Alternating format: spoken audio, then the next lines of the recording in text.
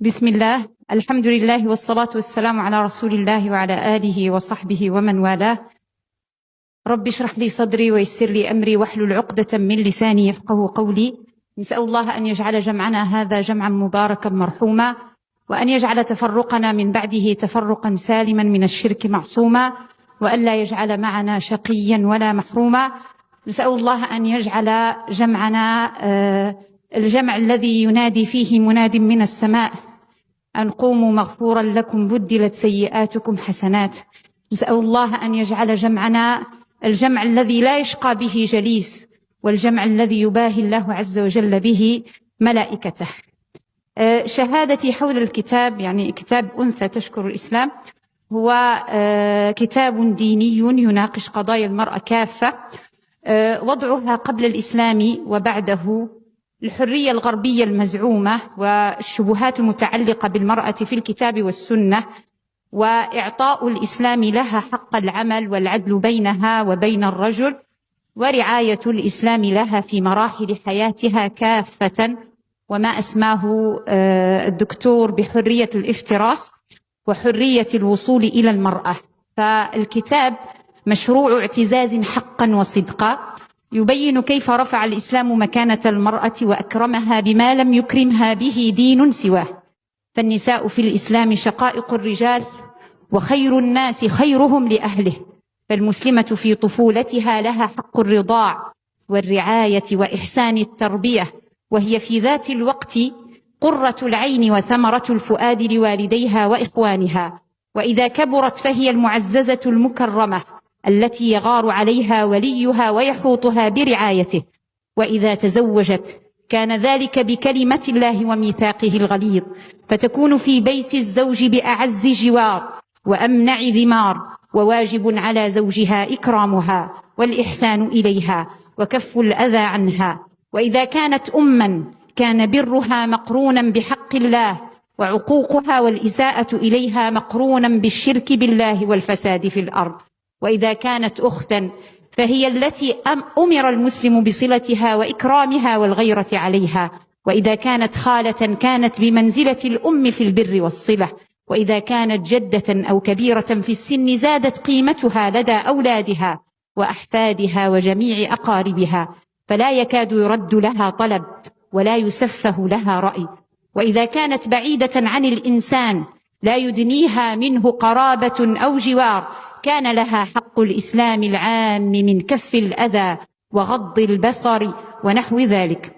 ولها في إسلامها العالمي الجميل حق التملك والإجارة والبيع والشراء وسائر العقود. ولها حق التعلم والتعليم بما لا يخالف دينها، بل إن من العلم ما هو فرض عين يأثم تاركه ذكرا أم أنثى.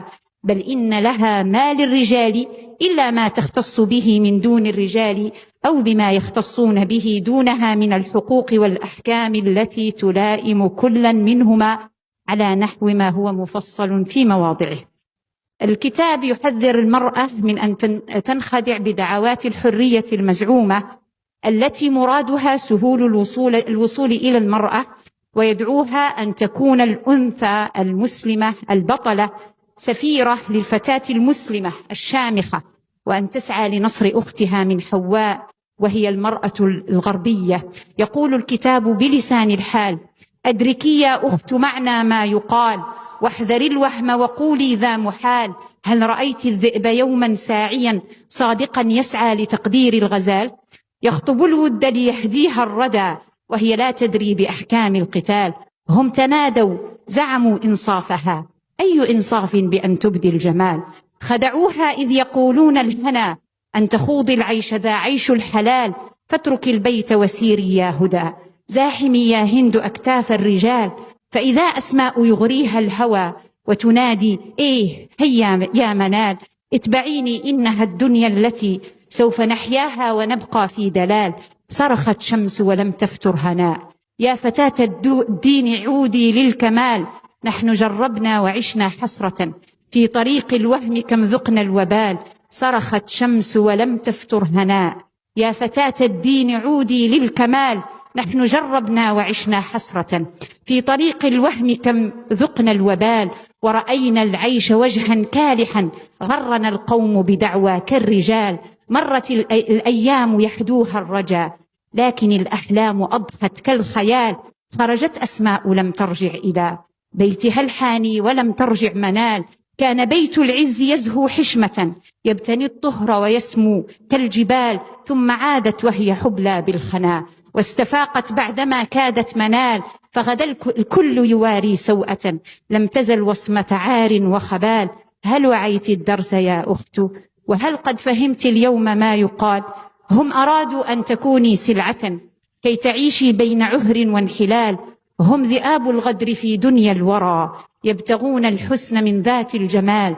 وقفت رند تنادي أختها، سوف نبقى في احتشام يا دلال، سوف أمضي في حجابي درة صانها الإسلام عن كل ابتذال، سوف أمضي في حجابي درة صانها الإسلام عن كل ابتذال، لن أحيد اليوم عن دين الهدى، لن أحيد اليوم عن دين الكمال.